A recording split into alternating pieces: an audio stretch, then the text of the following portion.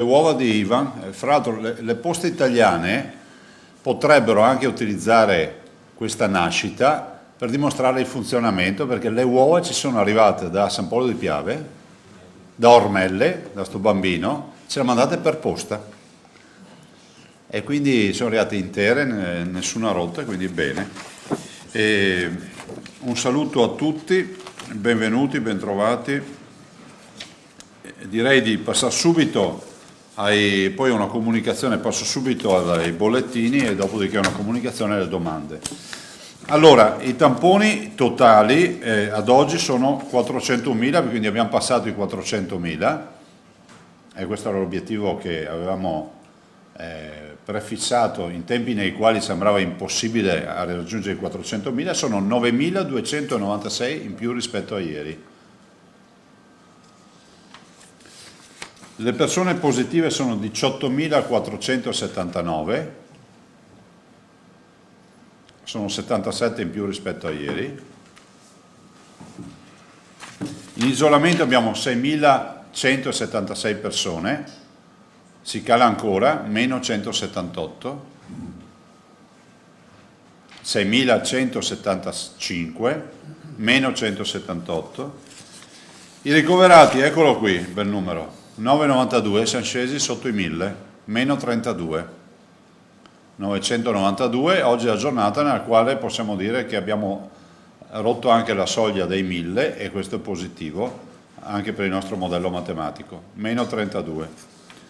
Terapie intensive è altro numero incoraggiante, 90, meno 8 rispetto a ieri mattina. Quindi 90 persone in terapia intensiva sono decisamente un numero non preoccupante. I dimessi sono 2.782 più 39. Vi ricordo che nelle giornate tragiche del coronavirus i numeri erano invertiti, cioè i ricoveri erano a 2.000 e oltre e i dimessi erano qualche centinaio. Quindi sono 2.782 dimessi più 39.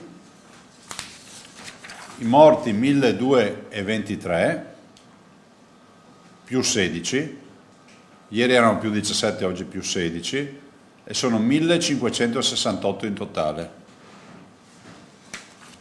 I nati sono 97. Eccolo. Bene, considerazioni, continua questo percorso.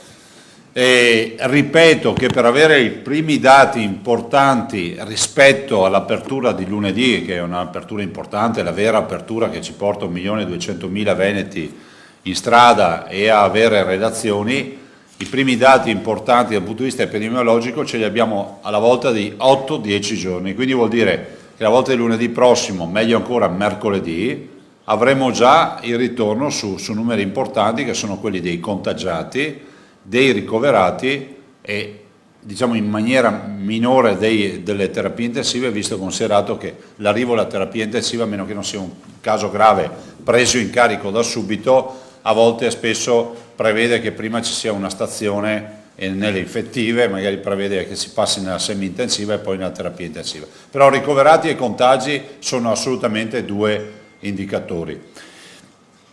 Invito ancora i cittadini a non abbassare la guardia. Qualcuno dirà, Mazzaia dice sempre le stesse robe. Sì, perché è repetita iuvant, no? Dicevano i latini, no? Giova la ripetizione. E penso che sia fondamentale richiamare tutti sull'uso della mascherina in maniera corretta.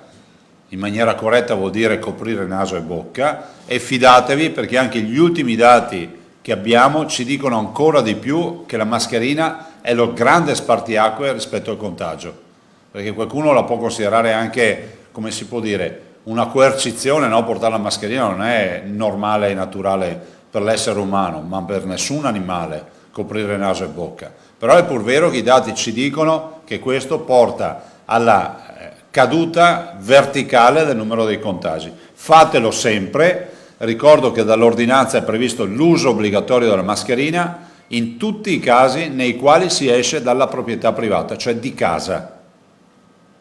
Quindi non avete neanche il dubbio, ma la dovete portare sempre, quando non si deve indossare ma portare. cioè avere ma non indossare. Quando si fa attività fisica intensa, cioè quando si corre, per capirci, si abbassa la mascherina, pronti a rimetterla nel momento in cui si comincia a camminare. Non la si porta ovviamente quando si va a fare ciclismo in strada, perché può creare danni, visto considerato che manda in debito di ossigeno, ripeto, come respirare in un sacchetto, prima o poi finisce l'ossigeno e si sviene. Non la usano i bambini sotto i 6 anni e le persone disabili o che hanno difficoltà certificate dal punto di vista sanitario nel portarla, che so,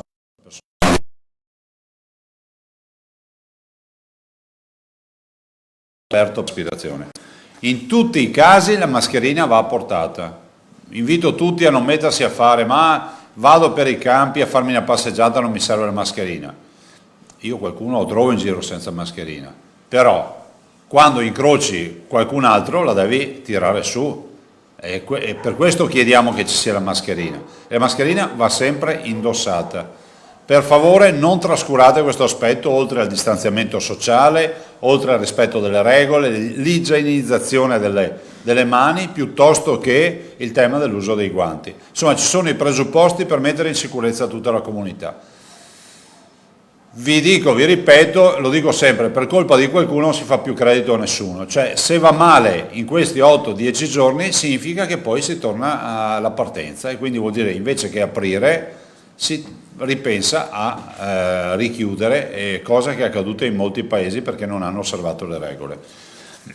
Ultima comunicazione, mi dicono, sì, ci sono dei ragazzini da ringraziare, abbiamo 3 fratellini che sono Aurora di 6 anni, Sofia di 2 anni e Sara di 18 mesi, ci scrivono e ci mandano anche dei disegni che hanno fatto, sono di Jesolo questi bambini, li ringraziamo e questi disegni finiranno poi nella mostra. Ecco, la mostra, siccome molti si informano, molti ci offrono strutture per ospitare la mostra, che non escludo sia anche una mostra per valorizzare anche quello che è stato il live, no? il vissuto dei nostri operatori, potrebbe essere anche un mix, no? Cioè la sanità, cosa è accaduto in quelle ore, è anche una grande mostra. Vi dico che la nostra idea è quella di fare sicuramente una prima apertura in un luogo simbolo, dopodiché fare in modo di avere un allestimento che diventi itinerante, quindi darla in disponibilità alle amministrazioni comunali, in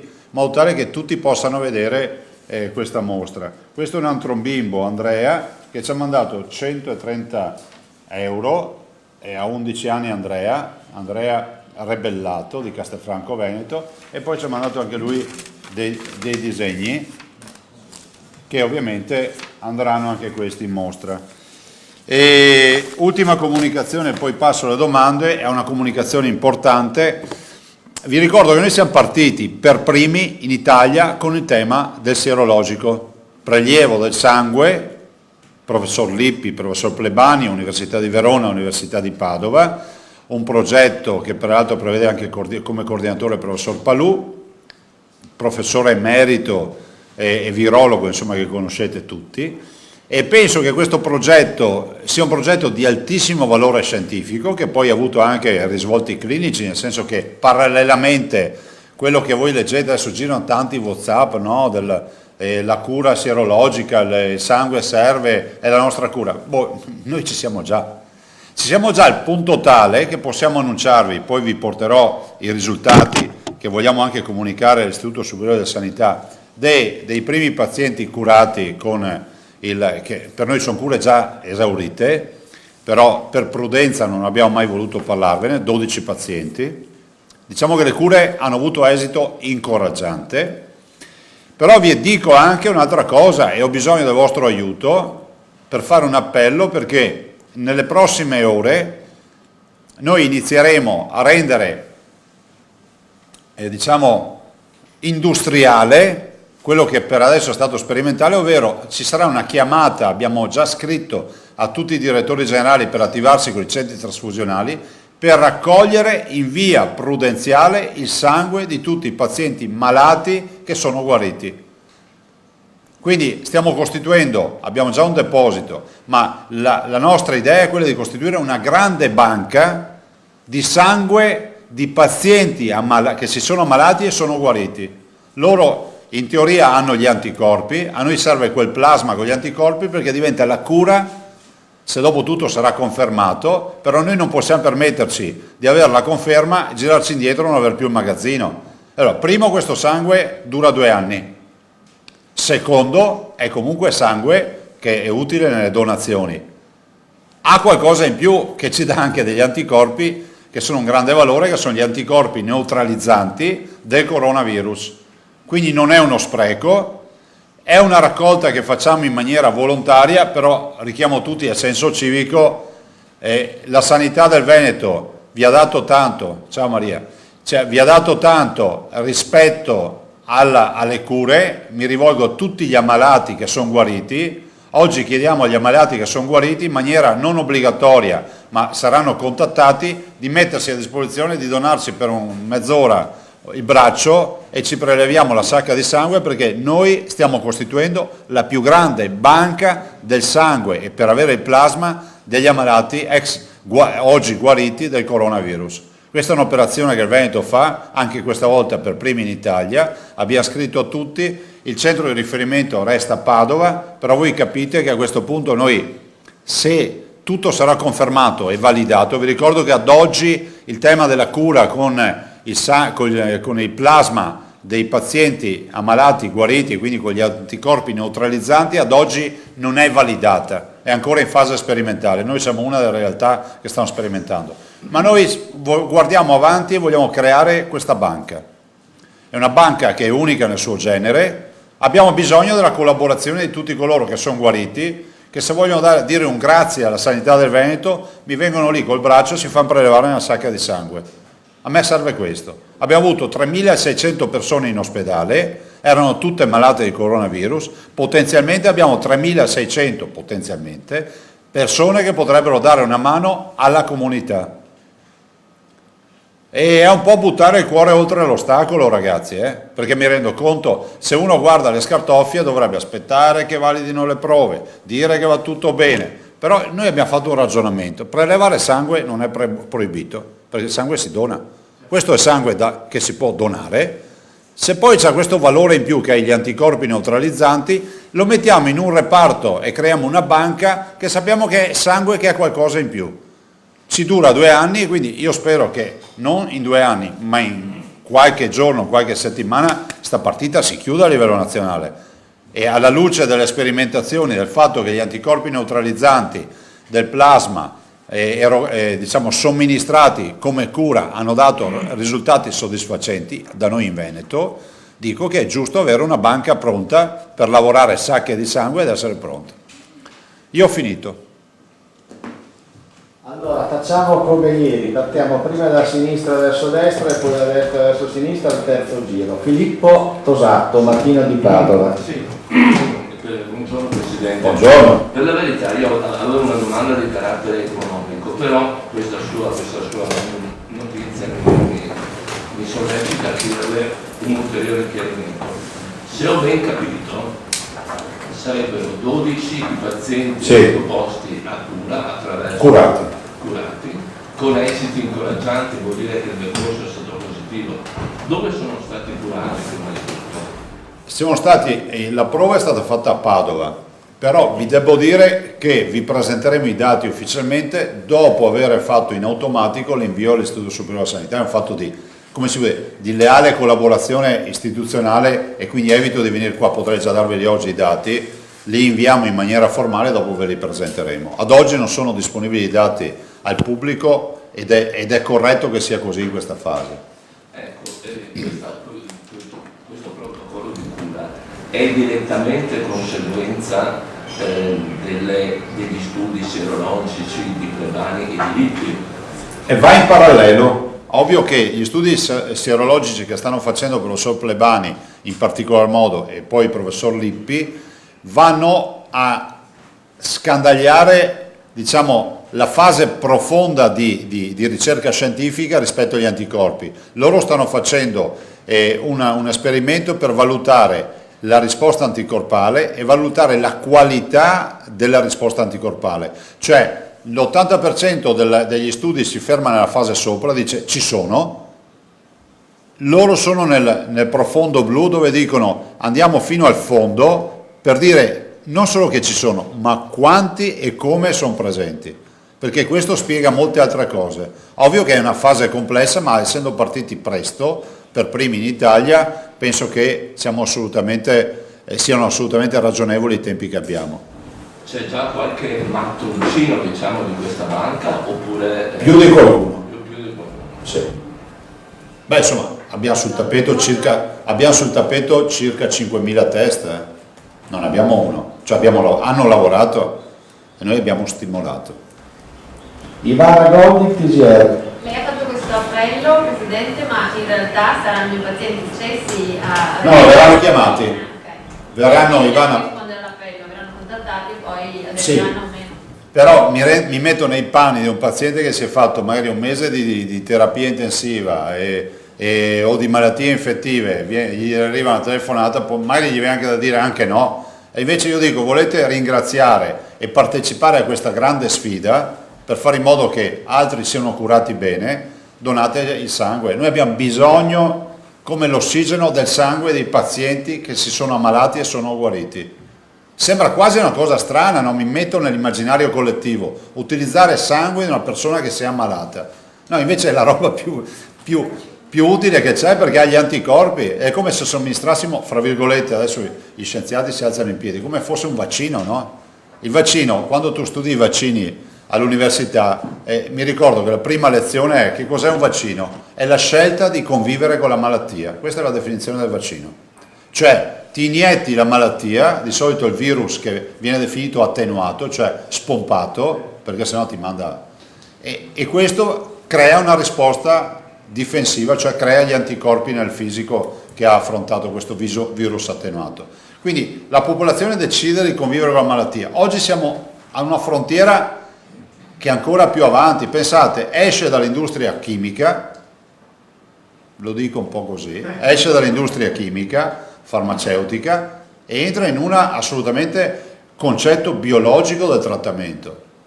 E per noi, guardate, noi non ce l'abbiamo con nessuno, noi vogliamo semplicemente curare bene i cittadini.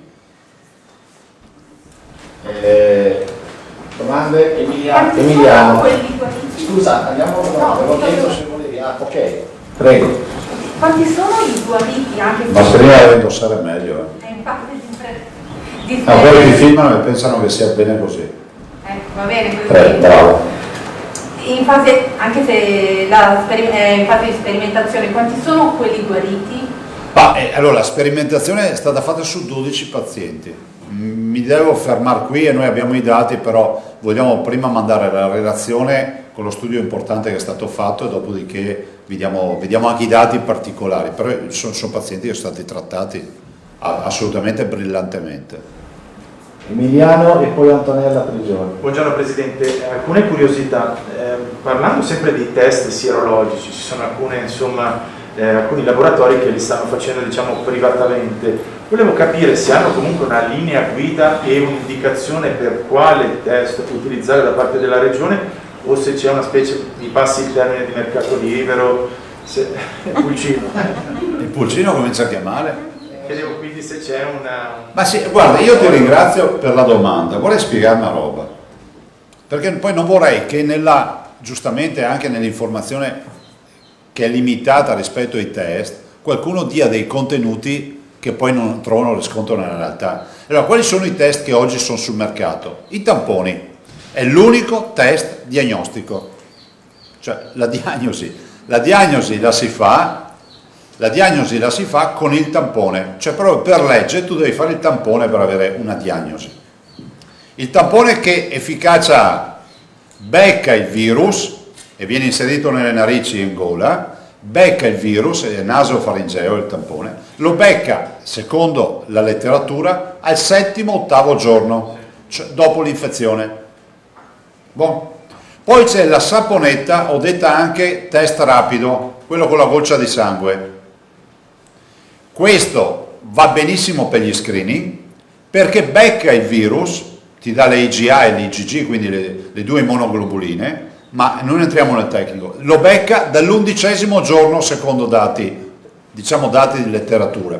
Cioè vuol dire che tra il tampone che ti arriva il 7-8 giorno e la saponetta c'è un buco di 3-4 giorni, per questo il tampone è ritenuto il più efficace.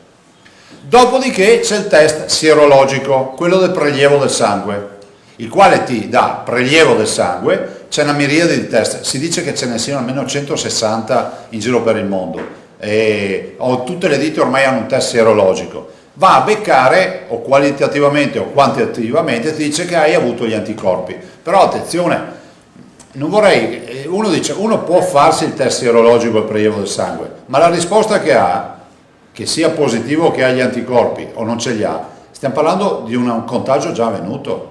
A quel punto l'unica cosa che si può fare è andare a fare il tampone per capire se siamo in ambito di anticorpi neutralizzanti, cioè il tampone diventa negativo, vuol dire che tu hai gli anticorpi nel sangue, ma non hai il virus nelle narici e nella faringe. Oppure se il tampone è positivo vuol dire che ti ha beccato il test sierologico positivo perché sei in fase di ancora non negativizzata. Per cui dico, quelli che fanno il test sappiano che non è la patente per avere, capisco che tanti possono avere la curiosità, ma guardate che mediamente si calcola che oggi il dato che ci viene dato sembra che sia sotto il 3% facendo prelievi casuali di positività a risposte anticorpali. Quindi sono delle scelte che si fanno. Forse la scelta più corretta sarebbe quella di fare il tampone e quindi fare un tampone di massa sapendo che abbiamo sempre i 6-7 giorni di finestra. L'unica. Però insomma, poi ognuno li fa, i test sono le aziende che obblighi hanno. Noi abbiamo fatto questa scelta. Non ce n'è un indicato dalla regione? No, le aziende hanno solo un obbligo, abbiamo lasciato libertà.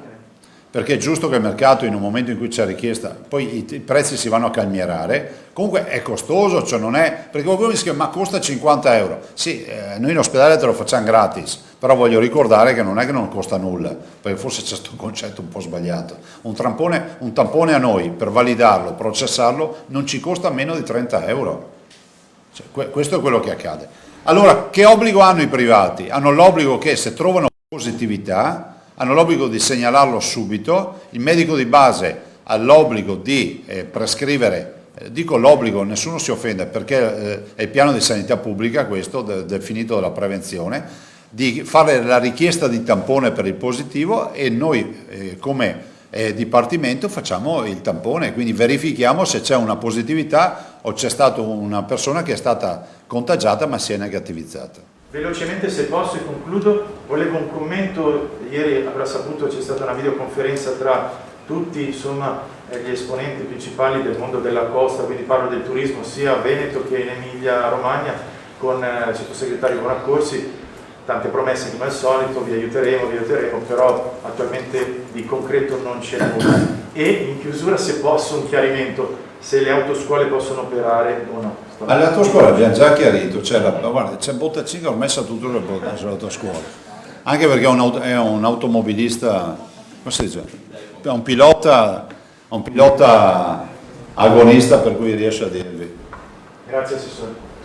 No, le autoscuole subiscono un paradosso, l'avevo già detto settimana scorsa, perché il codice Ateco consentirebbe di tenere aperto, però possono fare lezioni solo online, sì. Ma c'è un decreto ministeriale che impedisce alle autoscuole di fare lezioni online del 95, mi pare, quegli anni là, e quindi loro possono tenere aperto ma non possono fare nulla di fatto. Ho tentato, per il fatto che c'era adesso la novità, si gioca un pochino su quello che si riesce a fare o no, se i collaboratori, insomma i lavoratori stanno in macchina con la mascherina e si possono spostare, ho detto magari anche... No, ma volevo chiarire, il codice Ateco e il decreto ministeriale, i codici Ateco sono definiti da un decreto del Presidente del Consiglio dei Ministri e il decreto ministeriale, se volete lo cerco, ve lo dico, è un decreto ministeriale, cioè non dipende da noi questa cosa. Sì, certo. Noi, il Presidente lo dice sempre, saremo per aprire, però se dobbiamo fermarci dove no. Grazie. Per il turismo, Presidente? Ma noi in generale, guardate, se ci dessero l'autonomia, ma non lo dico come sfida, perché mi metto anche nei panni del governo che deve prendere le decisioni. Ma se il governo decidesse, sarebbe auspicabile, di delegare alle regioni e responsabilizzare le regioni, cioè non è che uno ha la delega e non ha responsabilità, di decidere. Noi oggi, dal 10 aprile ad oggi, che giorno è oggi? 6? E quindi sono esattamente 10 aprile, sono 20 giorni, sono 26 giorni di curve in discesa, sia sulle terapie intensive che sui ricoveri. Perché vi dico 10 aprile? Il 10 aprile è la giornata nella quale il DPCM autorizza le aperture dei codici Ateco, delle deroghe e con i silenziassensi. Quindi noi abbiamo già 26 giorni di calo, siamo arrivati a 90 di terapia intensiva e a 900 di ricoverati in generale in tutto il Veneto. Allora, alla luce di tutto questo, diciamo che noi siamo pronti, abbiamo già i protocolli che sono assolutamente affrontabili.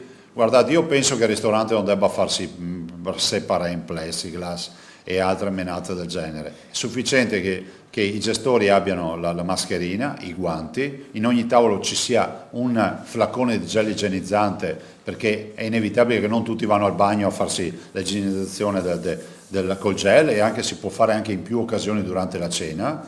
Distanziamento sociale, che i tavoli non possono essere attaccati, ma anche per un fatto di servizio ormai i tavoli hanno bisogno di 1,5 metri, 2 metri l'uno dall'altro, punto. Un punto di ingresso, vogliamo misurare la febbre all'ingresso, misuriamo anche la temperatura corporea e si chiude lì. E così per le spiagge. Io sono quello che ha criticato i bussolotti in plexiglass, lo sapete, e penso che sia fuori dal mondo, cioè distanziamento sociale in spiaggia lo si può fare, non trovo operatori non disponibili ad allargare un po' di più le file tra gli ombrelloni. Poi è un fatto anche culturale, no? Se uno va nella battigia a prendere il sole, capirà che non può crearsi quel carnaio al quale tutti noi eravamo abituati. In questa fase bisogna avere più distanziamento sociale, punto. Non ci vedo nulla di tragico. La mascherina salva la vita. I cittadini devono capire questo. La mascherina salva la vita. E guardate, se non si utilizzerà in questa fase, avremo molti più, fra l'altro, di fasce d'età giovanili che entreranno in ospedale. Perché a questo punto il contagio, cioè allora ormai il tema degli anziani è stato sufficientemente messo in sicurezza. Lo vedremo anche con le fasce d'età se ci sarà una riacutizzazione, ma io spero proprio di no, insomma dipende da noi.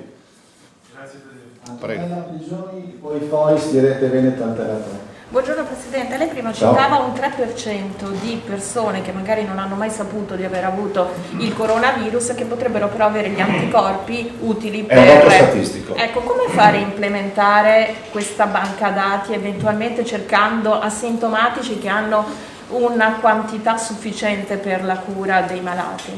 Ma allora guardate, intanto questi sono dati statistici, sono proiezioni, primo.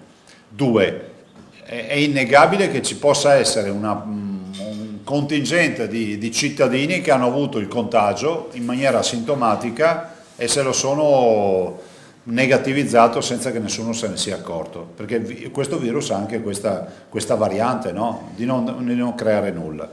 Noi alla fin fine sappiamo che questo dato ci dice che immunità di gregge non c'è. Però potrebbero essere dei donatori queste persone, come fare a interpretare? Questi potrebbero essere dei donatori, però è pur vero che cercare, cioè è come andare col lanternino a cercare in una miniera uno spillo che si è perso, cioè è una roba, però sappiamo che abbiamo 3.600 pazienti, che sono un numero pauroso se dovessimo trasformarlo in plasma e attività di cura, per cui sono più che sufficienti. Cioè 3.600 pazienti ce li abbiamo con nome e cognome, sappiamo che hanno avuto il coronavirus, sappiamo tutte le loro storie personali, per cui noi da ogni sacca riusciamo ad avere un sacco di informazioni, e quindi l'appello che faccio è che si doni il sangue. Quando verrete chiamati fate questo sacrificio e donate il sangue. Di turismo, il 1° giugno gli operatori delle spiagge dicono: noi apriremo comunque a prescindere dalle autorizzazioni. Ma io spero prima. No, io vi dico spero prima. Ma scusate, vi faccio un esempio. Se aprissimo i ristoranti, che è verosimile che si possano aprire prima, immaginate una località turistica, ne prendo una a caso, il Garda fa 9 milioni di presenze turistiche, sono pressoché quasi tutti stranieri, cioè gran parte di stranieri, è il punto di riferimento dei tedeschi, per dire, no? E non solo. Insomma, c'è un sacco di popoli europei che vengono al Garda. Al Garda apriamo tutti i ristoranti, apriamo tutti i bar, ma secondo voi cosa andiamo a dire ai cittadini che non possono considerarla stagione turistica? È inevitabile che vadano a farsi una passeggiata lungo il Garda, che qualcuno cominci a pensare di prendersi un appartamento o una stanza d'albergo per andarci a alloggiare, ed è aperto, l'albergo vi ricordo che non è chiuso, e quindi capite che rischiamo di arrivare troppo tardi rispetto ai cittadini che inevitabilmente arrivano, perché quando il cittadino sa che c'è il servizio, che c'è la ristorazione, che c'è tutto il corredo, e gli diciamo che i bagni sono chiusi, cioè i bagni, cioè gli stabilimenti balneari sono chiusi, no? Quindi bisogna fare veloci. Voice, Antena Veneta, Antena 3. Antena 3, Rete Veneta, buongiorno Presidente. Primi ho sentito, complimenti. Grazie. Presidente, io volevo chiederle una cosa che ci chiedono molti telespettatori, vale a dire le seconde case. È possibile andare e fermarsi anche a pernottare? Al momento no. Perché ci sono o spettatori molto anziani a cui i medici hanno consigliato un periodo di riposo e vorrebbero passarlo. Se c'è la certificazione sanitaria, sì. Oppure Motivi di salute. chi sostiene che per compiere dei lavori di restauro deve obbligatoriamente fermarsi perché non può fare avanti e indietro, e proprio dal lago di Garda ci segnalavano che ci sono diversi tedeschi nelle seconde case. Mi fermo qui. I tedeschi lo fanno già. Io esatto, poi andrei con la sequenza veramente numerosa di domande dai giornali. Sì, Presidente, io tornerei su questa cosa della banca del plasma, perché Sì, che è una grande roba. effettivamente è un tema anche controverso. Si sentono continuamente confronti tra scienziati, ci sono scienziati che la praticano e sono convinti dell'efficacia di questo protocollo, esibiscono dei risultati, esibiscono delle guarigioni. Ce ne sono altri, ad esempio Patrizia Capua, che lei ben conosce, Ilaria Capua, che sostiene invece che si tratta di una procedura che presenta dei rischi, presenta rischi di infezioni, presenta rischi di ricaduta, di shock, e comunque a suo dire andrebbe limitata ai casi estremi. Ecco, su questo, come dire, sembra che non ci sia ancora un via libera definitivo da parte dell'Istituto Superiore di Sanità. Guardate, io conosco solo degli scienziati, i nostri clinici, che sono in prima linea e hanno fatto un sacco di belle cose che oggi sono diventate buone pratiche, quando gli altri discutevano su quello che si poteva fare. La vedo così. Ma scusate, io ho sentito scienziati dire che non serviva l'uso della mascherina, volete smentirmi? Ho sentito scienziati che dicevano che questa qui sarebbe stata una simile influenza. Ho sentito scienziati che dicevano che qui non sarebbe mai arrivata. Ho sentito scienziati che non ci hanno detto che bisognava comprare mascherine, che bisognava comprare respiratori, che sarebbe stato fondamentale dotarsi di tamponi e di altre roba del genere.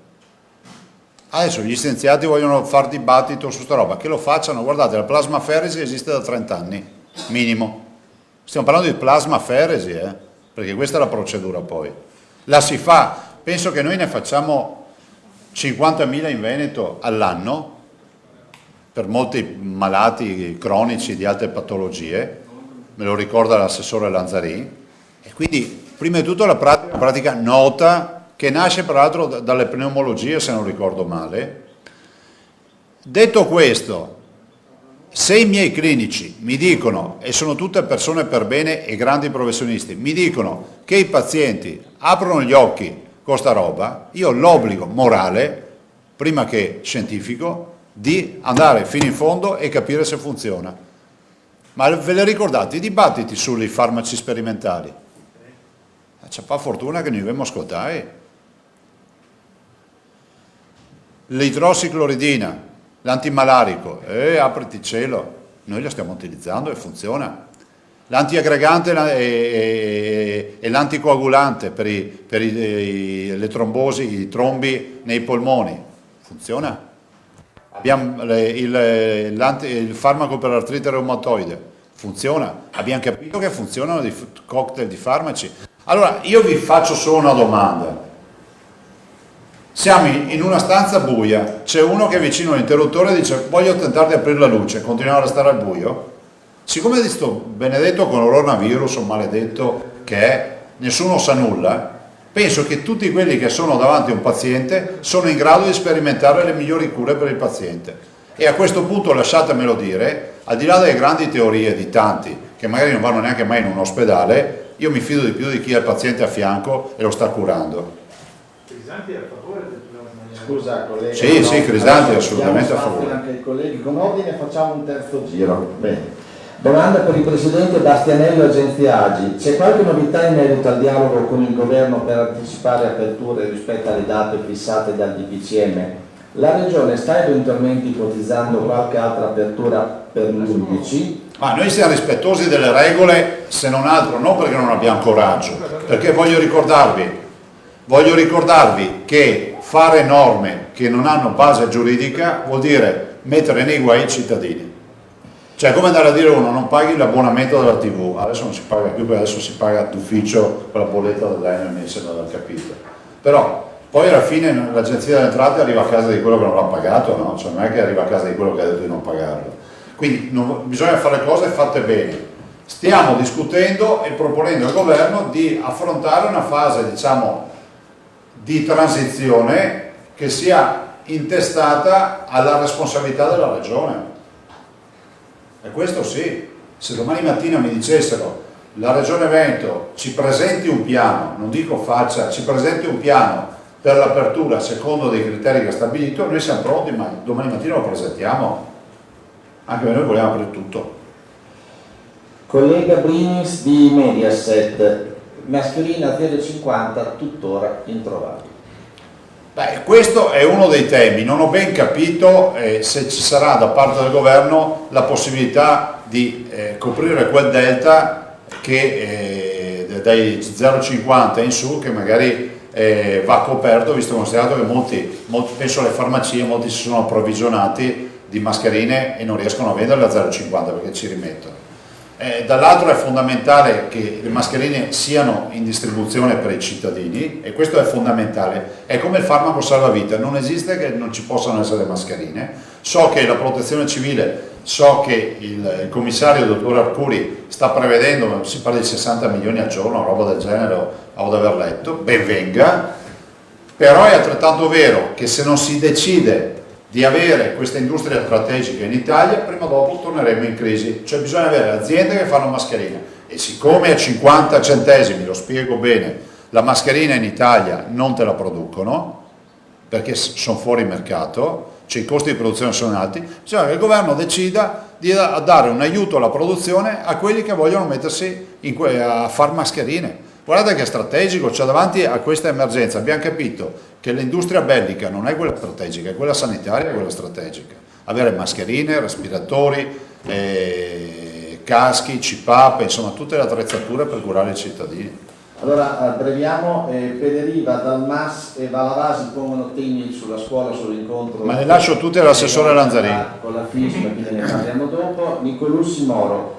Ci sono persone guarite che chiedono da giorni come donare il sangue, cosa devono fare? Beh, devono attendere che verranno chiamate, alcune sono già state chiamate per la fase sperimentale 1, 2 adesso c'è una fase che è quella del magazzino come l'ho definito io, quindi la banca del sangue coronavirus. L'ultimo studio dell'Istituto Superiore di Sanità dice che soltanto l'1,5% dei veneti ha gli anticorpi, gli studi di Lippi e di Plebani confermano? Posso confermare. Bene. Cioè diciamo c'è un primo indicatore che parla del 2%. Gli scienziati veneti, sempre loro, chiedono quando potrà spostarsi fra regioni per confrontarsi e fare meeting con i colleghi, soprattutto in Friuli Lombardia, zone di confine. Gli scienziati, loro per spostarsi, Sì. Non mi risulta che abbiano problemi per spostarsi per lavoro.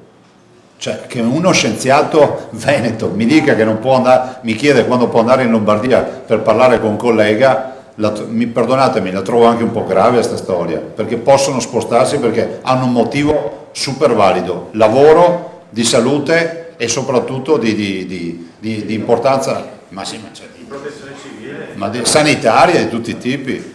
Sempre, Cioè, ci va uno a accompagnare, a ritirare il cane e il cucciolo per portarselo a casa. Cioè.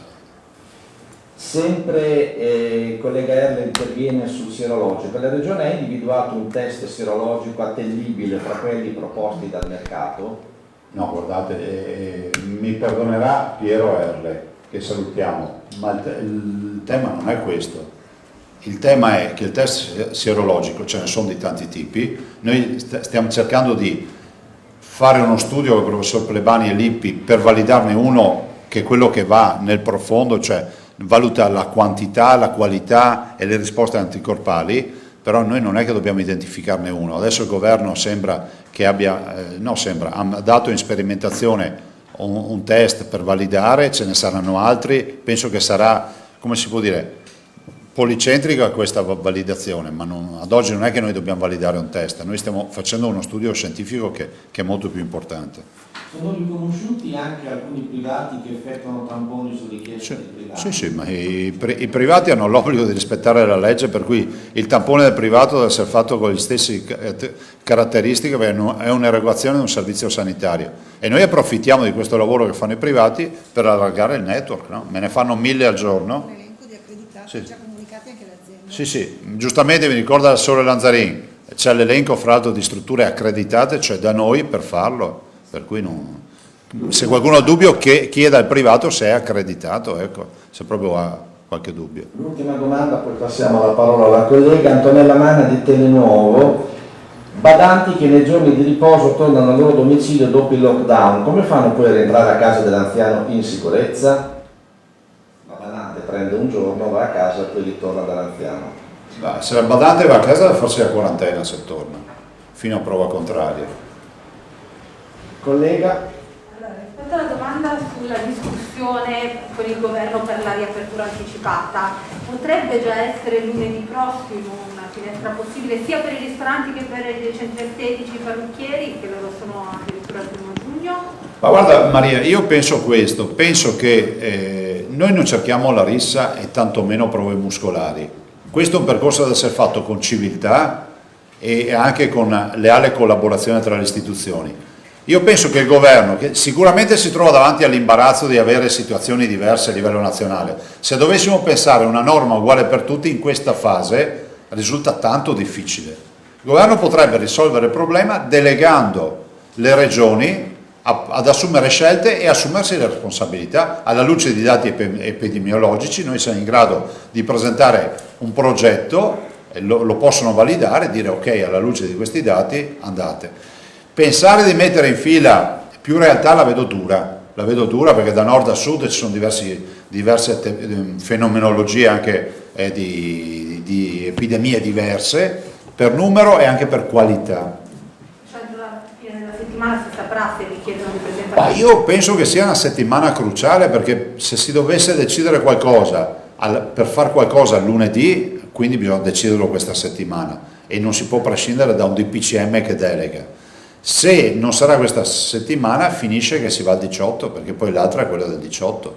Però io resto ancora, diciamo, con buone speranze rispetto a questo. Domani abbiamo una conferenza dei presidenti, domani mattina a mezzogiorno, e sicuramente parleremo di questo.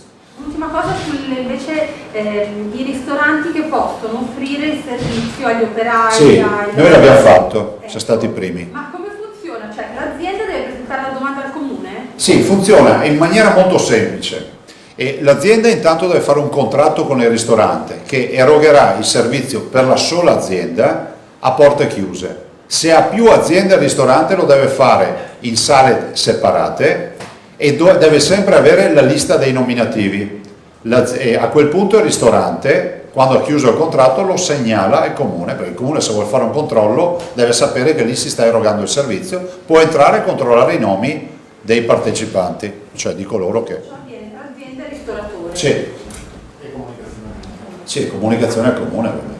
Emiliano brevemente, Era solo Filippo, Presidente. poi Goldnick, poi passiamo all'assessore Lanzarin che ha i dati che avevate chiesto ieri. Un tema leggero, lei all'inizio conferenza ha parlato della possibilità di una pre-mostra che raccolga insomma tutti i lavoretti dei bambini in un luogo simbolo. Mi ha colpito, ho pensato subito con la testa a Vo, e mi ricordo anche della proposta del famoso Leone d'Oro, credo alla città di Vo. Ma io spero che anche a livello nazionale, sentite, si sono dati tanti premi Nobel in giro per il mondo, adesso io non voglio denigrare, adesso non vorrei fare, non voglio fare l'insolente, però ho visto qualche premio Nobel, insomma, c'è stato dato il premio Nobel per la pace all'Europa, penso insomma che con quello che è accaduto nel Mediterraneo forse bisognava non darglielo il premio Nobel per la pace all'Europa.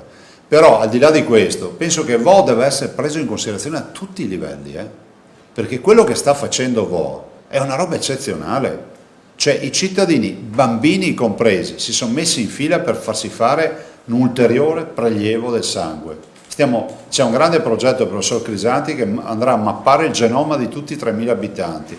Si sono fatti i tamponi ormai, penso, 3 volte minimo al cittadino. Sta venendo fuori uno studio che salverà la vita al mondo. Cioè, queste robe le dovete scrivere.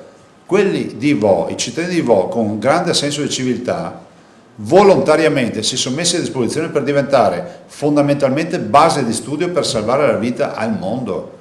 E deve essere riconosciuto, ma anche perché dal punto di vista di senso di comunità è giusto, c'è un premio, va a consolidare questa, si dice non fa più rumore una pianta che cade, una foresta che cresce, ecco, concentriamoci sulla foresta per una volta, no?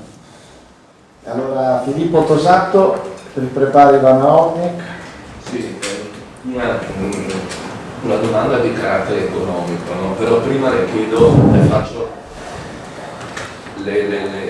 le trasmetto quello che è un appello di una categoria, quella degli studenti universitari, che dicono noi siamo bloccati da mesi, dobbiamo pagare tasse, dobbiamo fare gli affitti, dobbiamo pagare gli affitti, c'è modo di darci una mano, non tutti sono figli di papà, c'è anche chi ha dei problemi.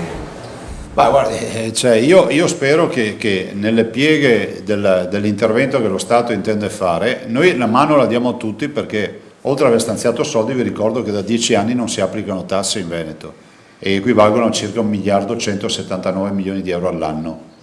Quindi dalla semplice busta paga di un medico ospedaliero noi non abbiamo prelevato in questi 10 anni 4.850 euro, tanto per dare. In più diamo anche un premio adesso.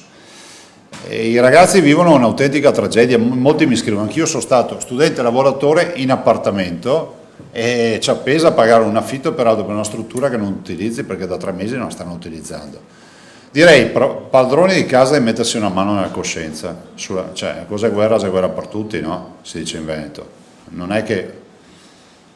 Questo è un appello che faccio ai padroni di casa, senza che si offendano.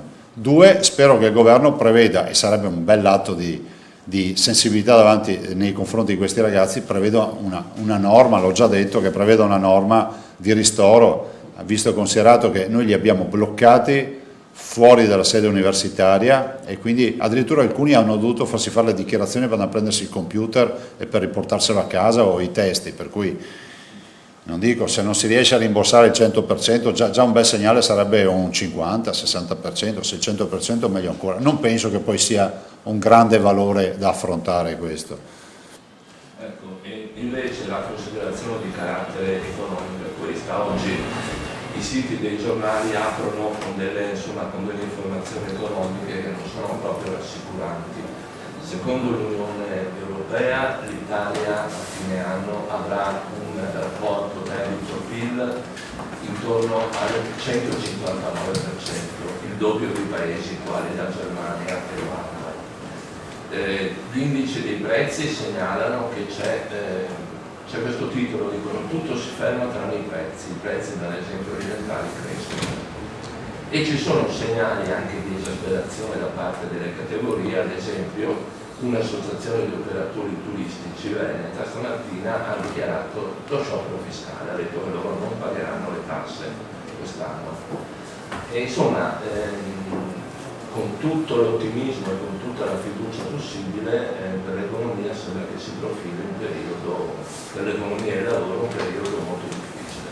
Ma sì, guardate, io spero ancora che questa recessione sia a V e non a U, nel senso che quella U ha il picco verso il basso del PIL, poi si trascina questo picco per un periodo abbastanza importante e poi torna su il PIL. Quella V, che si studia in economia, il PIL va giù vorticosamente e torna su in maniera altrettanto veloce, cioè a V vuol dire che lo spazio tra la discesa e la risalita è breve. Spero che sia un crollo del PIL e una recessione a V. Prima roba. Seconda cosa, guardate che allora, ci vogliono misure straordinarie a favore delle imprese, questo è poco ma sicuro. Allora, il tema dei prestiti non ha funzionato e non sta funzionando, ma non lo dico, guardate, cioè, mi voglio tenere fuori dei casini, però è inevitabile che lo si debba dire, cioè il modello del prestito non funziona, è più farraginoso di prima e comunque non è una via risolutiva. Ci vogliono misure straordinarie, ci deve essere lo Stato italiano e ci deve essere anche l'Europa su questa partita. Non abbiamo ancora ben capito cosa ne accadrà dei finanziamenti europei. Dall'altro io penso che sia fondamentale, dove si può, riaprire subito, perché l'economia è data da microimprese, da questo alveare pieno di api operaie che costruiscono una cosa unica con tutte queste microeconomie che sono gli artigiani, i commercianti, le aziende in generale, e tutti coloro che conosciamo, insomma noi abbiamo 600.000 imprese in Veneto, quindi se non si apre subito veramente va a finire male. A questo punto, se non ci sono altre domande, io lascerei l'assessore Lanzarin. Che ci parla di case di riposo, USCA e anche delle 3 domande che... No, volevo dire che in diretta è nato il secondo pulcino. Sempre di qua? Sì. Sì, Sempre delle uova di Ivan.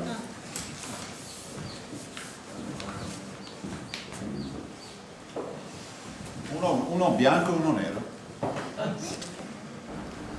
Se nasceva ieri il 5 maggio. Ehi, siccome i mobili, di chi è? Amazon. 5 maggio 1821. Bravo, complimenti. Morte di Napoleone. Non è solo Filippo. Ditelo a quello che scrive in giro che lo studia. È una delle più brutte poesie di Manzoni, tra l'altro. Grazie. Perché non è stato un grande poeta. Punti di vista. Punti di vista. Ascolta, Manzoni ha fatto grandi robe, ma la poesia non era suo forte, vuol dire il contrario? Non è che lo dico io, la critica magari è un'altra. Ci sono anche i gusti. Dipende dai gusti. Allora, io se sei d'accordo farei subito le 3 domande che anticipano l'incontro che avrai alle 2:30 con la FISM sul tema dell'estate e delle mamme. Chiede la Federica, cosa prevede il piano per i centri estivi che viene presentato oggi alla FISM? Quali tempi previsti per il confronto col governo ed un'eventuale via libera? Allora, il piano che presentiamo oggi prevede tutta una serie di indicazioni e misure, quindi gruppi piccoli, quindi con pochi bambini, soprattutto se parliamo dei bambini più piccoli, quindi 0-3 o 3-6 anni, poi chiaramente cambia rispetto ai centri estivi e quindi ricreativi, quelli dai 6 anni in su. Prevede poi tutte le misure appunto di protezione, DPI per gli educatori, gli insegnanti, poter rimanere il più possibile all'esterno, quindi utilizzare anche strutture tipo scuole che hanno grandi spazi all'esterno, il cambio delle scarpe quando si entra in alcune, soprattutto per i più piccoli, quindi per quanto riguarda i bambini, quindi il cambio delle scarpe all'interno, prevede poi che ci sia l'unico genitore che li accompagna, quindi senza fare aggregazione delle modulazioni, insomma prevede tutta una serie di accorgimenti di questo tipo. È un piano che noi abbiamo stilato e oggi presentiamo con tutte le osservazioni che ci sono arrivate. Ci sono arrivate osservazioni da singoli comuni, ci sono arrivate osservazioni dalla FISM, da Assonidi, dall'ANCI, perché abbiamo coinvolto l'ANCI quindi in rappresentanza dei comuni, da alcune aziende sanitarie che con la conferenza dei sindaci hanno abbozzato dei progetti. Abbiamo messo insieme un po' tutte queste proposte con la prevenzione, che quindi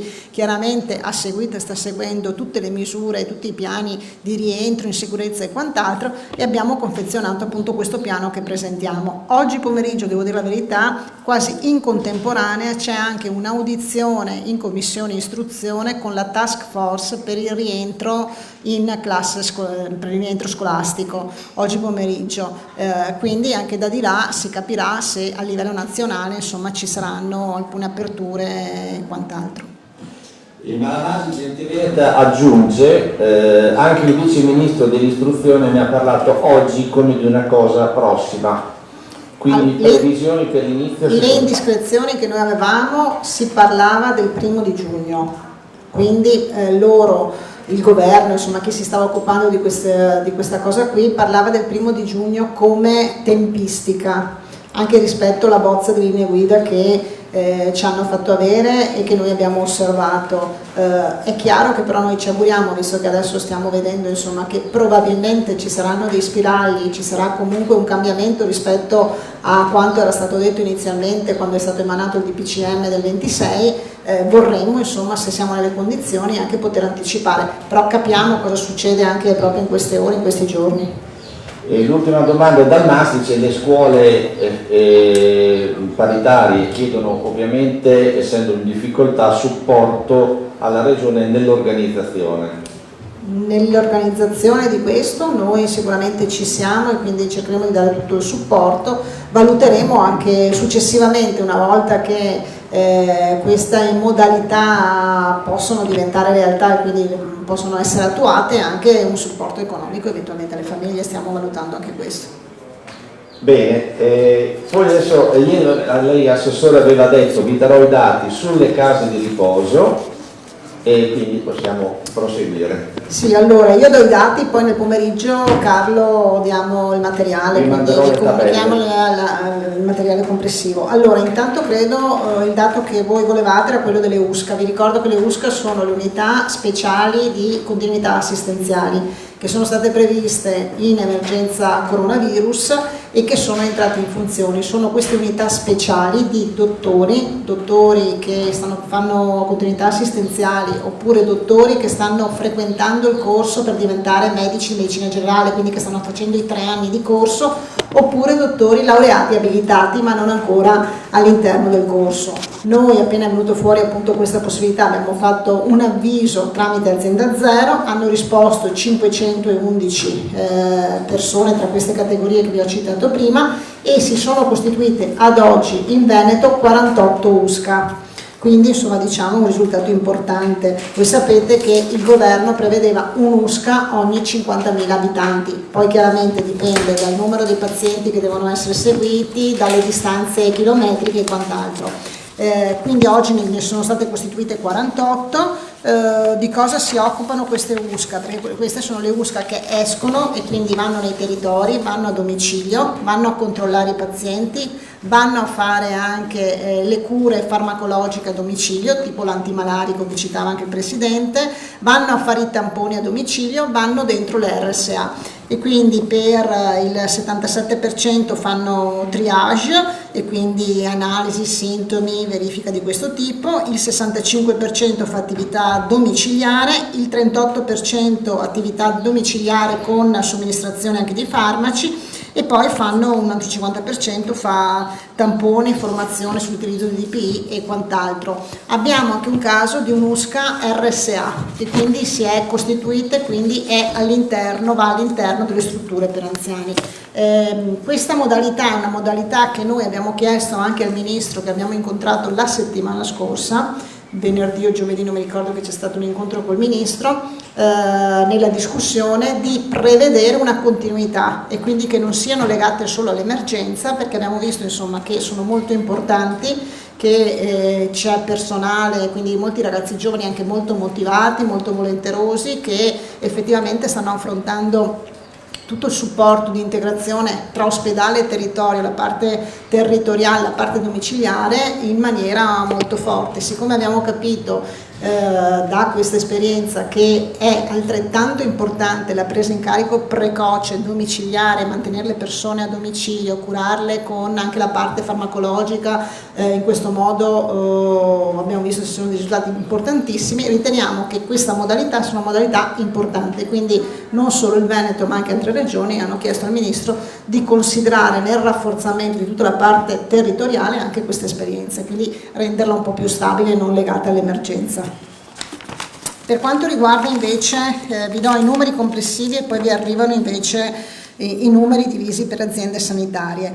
Allora, il monitoraggio continua rispetto alle strutture per anziani, ci sono aziende che sono già al terzo giro di tamponi, alcune al secondo giro, alcune stanno facendo un mix, nei primi giri hanno fatto un mix tra tamponi e test rapidi. Ricordiamo che il tampone è quello che fa diagnosi, l'ha detto anche prima il Presidente, e i numeri che ci arrivano aggiornati a oggi rispetto al dato che avevamo dato il 27, quindi una settimana circa, è un dato io credo molto positivo e molto confortante, perché abbiamo ospiti positivi 2046, quindi meno 276 rispetto al dato che avevamo dato una settimana fa, e quindi un meno 0,7%, la percentuale era del 7%, siamo oggi a una percentuale del 6,3% per quanto riguarda gli ospiti.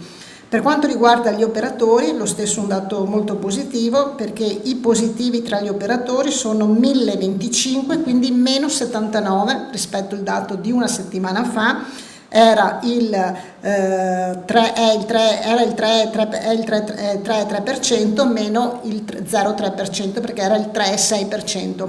Quindi io credo insomma un dato molto importante e molto positivo. Tenete conto che lo screening all'interno delle case di riposo, delle RSA, è uno screening continuativo assieme a quello dei sanitari, e oggi il piano di sanità pubblica ha previsto ogni 20 giorni il test con il tampone e ogni 10 giorni il sierologico con il test appunto serologico, test rapido, e lo stiamo facendo in continuazione. Domande? Anagoni, Crai. Cosa significa USCA RSA? Fanno riabilitazione o come? No, allora l'USCA è l'unità speciale continuità assistenziale che si è formata con questo decreto. C'è un'azienda sanitaria, che non so neanche dirvi quale, devo andare a rivedere, ma al limite poi ve la troviamo, che ne ha costituito una solo per le RSA, quindi questo team va all'interno delle RSA. Filippo, Emiliano, Antonella, chiunque sia in sala, possiamo chiudere? Grazie. Sono quei cucini.